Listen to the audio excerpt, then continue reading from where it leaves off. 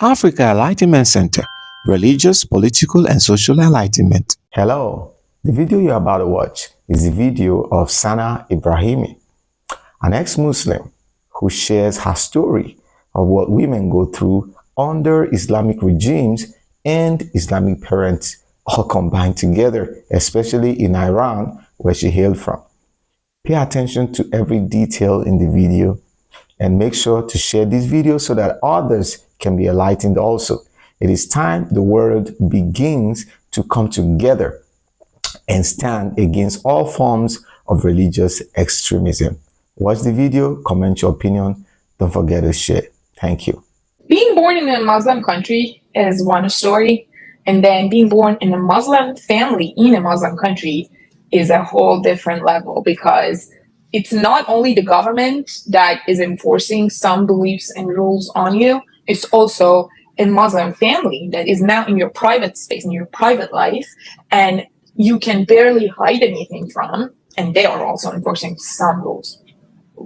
We start practicing Islam in very early age. For example, we started elementary school having a dress code for girls, having to follow a dress code, wearing hijab, but then Muslim families also send their kids to a more strict schools that enforce like another level of dress code, like, oh, wear hijab, more strict, you have to wear this like abaya and like all of that together. It's not that other schools don't have to, it's just like different levels, you know? And if you don't follow a dress code in Iran, they will kick you out of every institution that you're in.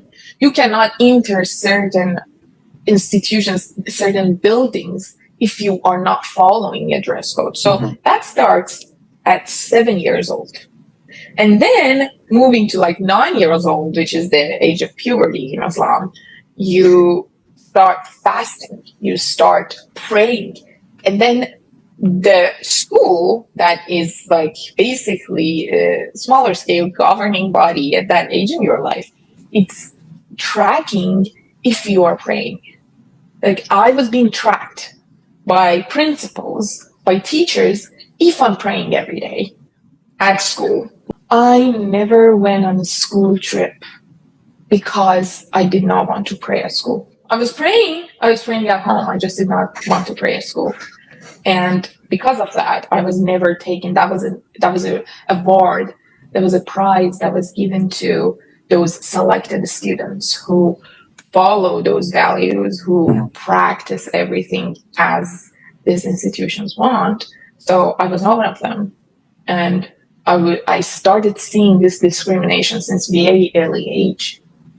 And this was not enforced like by my family at that age, but I would see like, oh, they also don't go against it. Like, they don't really argue that.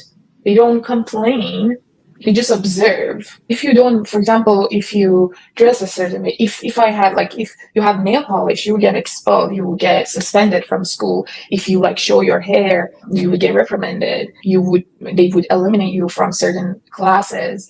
There was punishment as well. But at best, if you didn't go against any rules, you would just get left out of certain things, and because you didn't want to practice those things the way they wanted. It doesn't matter if you're a straight A student. I was a straight A student.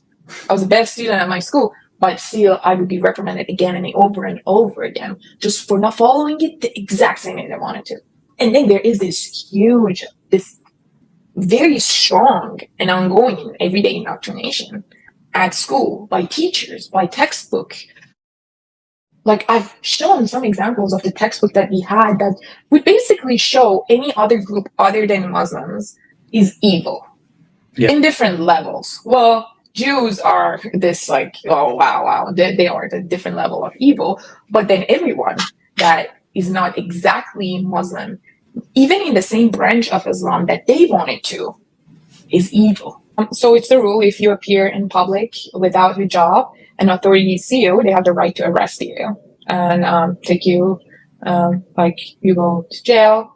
You might get like really severe sentences depending on what you were wearing. That is the rule of law. You cannot appear in public without a job. They really enforce it in institutional scale. In the campus level, it's this huge campus. And it has these small doors. First of all, separate doors for a man and woman.